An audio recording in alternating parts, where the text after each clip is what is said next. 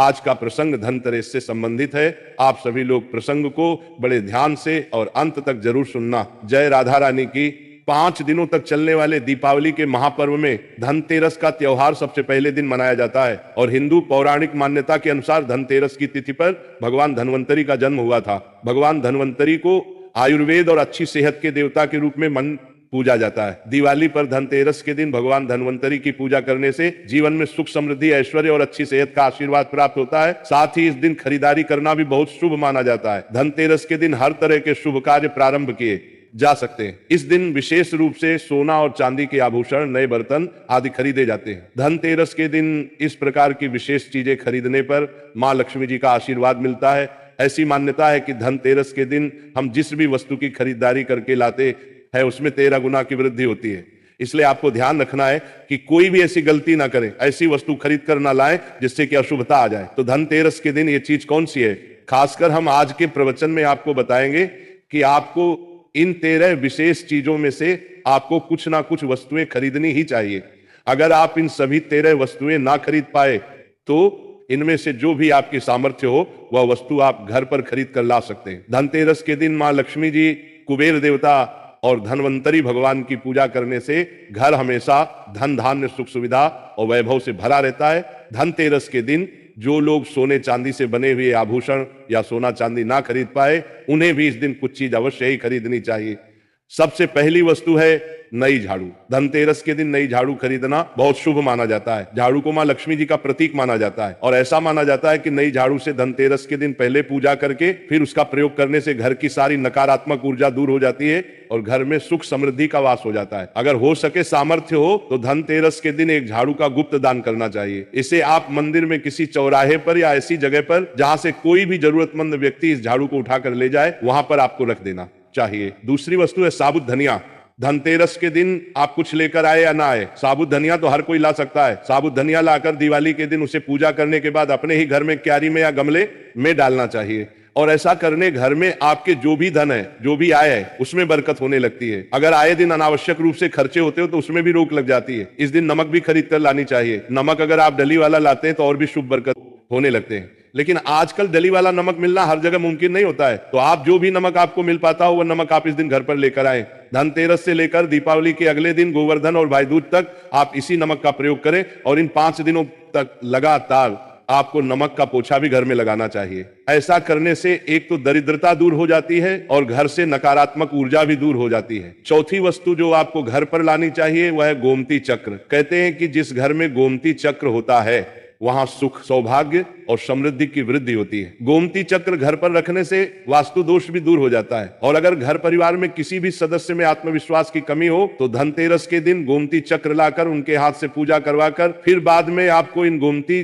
चक्र को अपने मंदिर में या फिर धन रखने के स्थान पर आपको रख देना चाहिए। ऐसा करने से जो भी संबंधित परेशानी है वह दूर हो जाती है। आपको ये सारी वस्तुएं मार्केट में पूजा वाली दुकान में बहुत आसानी से मिल जाएंगी। 5वीं वास्तु है कौड़ियां। कौड़ियां आपको सफेद, भूरी, पीली, चितकबरी मिल जाएंगी, लेकिन आपको 2 कौड़ी लानी है। वो या तो सफेद लेकर आए या फिर पीले रंग की कौड़ियां लेकर आए। कहते जिस घर में कौड़ियां होती हैं वहां पर मां लक्ष्मी जी हमेशा वास करती है।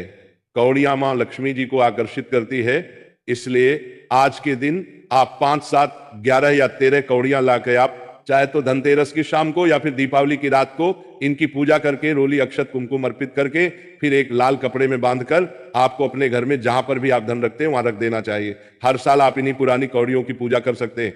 हर साल आपको कौड़ियां खरीदने की आवश्यकता नहीं है। यदि आप नई कौड़ियां खरीदना ही चाहते हैं तो पुरानी कौड़ियों को आप जल में प्रवाहित कर दें। छठी वस्तु है श्री यंत्र। श्री यंत्र खरीदते समय देख लीजिएगा कि उस पर सभी चिन्ह, सभी जो भी निशान होते हैं वह अच्छे से अंकित होने चाहिए। श्री यंत्र जिस घर में होता है, नियमित रूप से श्री यंत्र की पूजा जिस घर में होती है वहां पर भी कभी धन का अभाव नहीं रहता। श्री यंत्र की उत्पत्ति को लेकर धार्मिक पुराणों में उल्लेख मिलता है कि एक बार महालक्ष्मी जी अप्रसन्न होकर पृथ्वी से बैकुंठ लोक चली गई। माता के रुष्ट हो जाने से धरती पर बहुत सारी समस्याएं प्रकट हो गई। ब्राह्मण और महाजन बिना लक्ष्मी जी के निधन हो गए। तब ब्राह्मणों में श्रेष्ठ वशिष्ठ मुनि ने निश्चय किया कि मैं लक्ष्मी जी को प्रसन्न कर पृथ्वी पर वापस ले आऊंगा। जब मुनि वशिष्ठ बैकुंठ में जाकर महालक्ष्मी जी से मिले तो उन्हें पता चला कि महालक्ष्मी जी तो अप्रसन्न है और वह किसी भी स्थिति में पृथ्वी पर आने को तैयार नहीं है। तब वशिष्ठ जी ने वहीं पर बैठकर भगवान विष्णु की आराधना शुरू कर दी। नारायण ने प्रसन्न होकर मुनि वशिष्ठ को अपने दर्शन दिए। वशिष्ठ जी ने श्री हरिविष्णु से कहा कि हम पृथ्वी पर बिना लक्ष्मी जी के बहुत दुखी हैं, हमारे सारे आश्रम उजड़ गए, धरती पर वैभव खत्म होने वाला है। ये सुनकर भगवान विष्णु वशिष्ठ मुनि को साथ लेकर महालक्ष्मी जी के पास गए और उन्हें मनाने की कोशिश की, लेकिन फिर भी महालक्ष्मी जी नहीं मानी। तब उन्होंने कहा कि मैं किसी भी स्थिति में पृथ्वी पर वापस जाने को तैयार ही नहीं हूं। जब चारों दिशाओं में महालक्ष्मी जी के पृथ्वी पर वापस न आने की बात फैल गई, तब देवताओं के गुरु बृहस्पति जी ने एक युक्ति सुझाई। उन्होंने कहा कि अब श्री यंत्र साधना ही एकमात्र उपाय बचा है, जिससे महालक्ष्मी जी को धरती पर आना ही पड़ेगा। गुरु बृहस्पति जी के निर्देशों से श्री हरि ने धातु पर श्री यंत्र का निर्माण किया और उसे मंत्र सिद्ध प्राण प्रतिष्ठा युक्त करते हुए दीपावली के 2 दिन पूर्व धन त्रयोदशी को श्री यंत्र पर स्थापित करके विधि विधान से उसका पूजन किया। पूजन समाप्त होते होते माता लक्ष्मी जी को वहां आना ही पड़ा और वे बोली कि मैं किसी भी स्थिति में यहां आने के लिए तैयार नहीं थी, ये मेरा प्रण था, परंतु बृहस्पति जी की युक्ति से मुझे आना ही पड़ा। श्री यंत्र मेरा आधार है और इसी में मेरी आत्मा भी बसती है।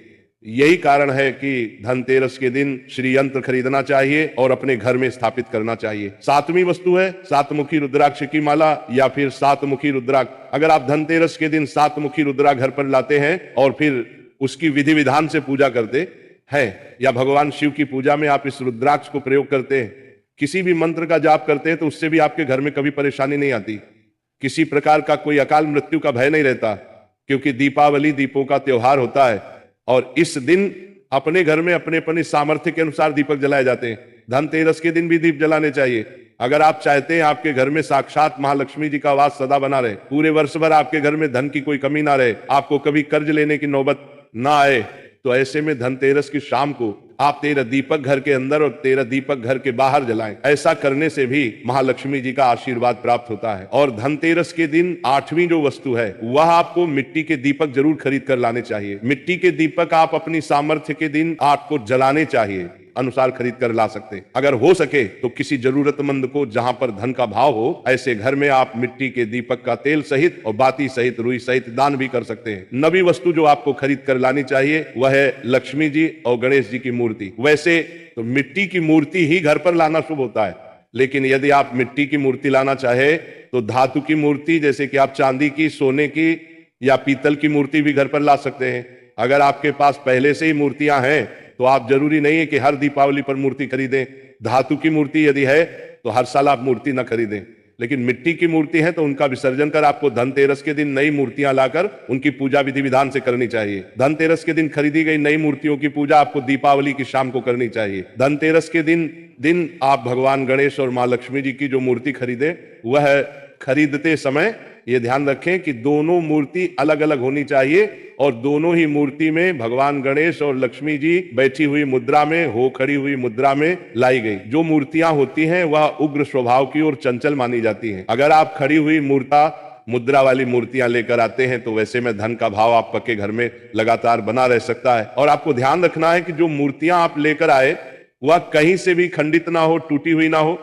गणेश जी की प्रतिमा खरीदते समय ध्यान रखें कि उनकी जो सूंड है वो बाई तरफ मुड़ी हुई हो और उनका वाहन मूषक भी उस मूर्ति में जरूर बना हो और भगवान गणेश के एक हाथ में लड्डू या मोदक भी होना चाहिए।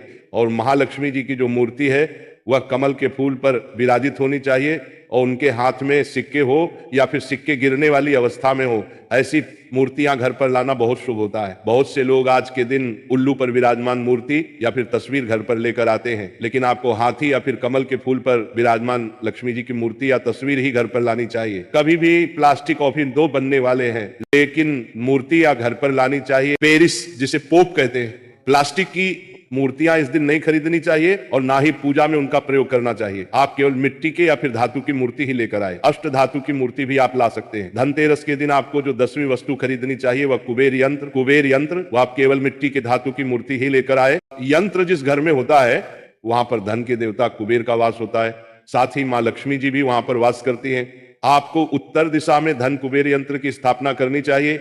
इस दिशा का सही निर्माण परिवार में समृद्धि और खुशियों को लेकर आता है। साथ ही अगर आपके घर में किसी तरह का कोई वास्तु दोष है तो वह दोष भी दूर हो जाएगा और व्यापार में आपके कारोबार में खूब बरकत भी होगी। कई बार लोग खूब मेहनत करने के बाद भी इतना धन नहीं कमा पाते जितनी आप मेहनत करते हैं, और मेहनत करने के बाद भी आपके धन की तिजोरी खाली ही रहती है। तो उसे पूरा साल भरा रखने के लिए आपको धनतेरस के दिन और दिवाली के दिन कुबेर यंत्र की विधि विधान से पूजा भी करनी चाहिए। कुबेर देवता के मंत्र ओम यक्षराज विद्महे धीमहि तन्नो कुबेर प्रचोदयात का कम से कम 1 माला या 51 बार जाप करना चाहिए। भक्तों, अब हम राधा रानी का जाप करेंगे, तो मेरे साथ बोलो जय राधा रानी जय।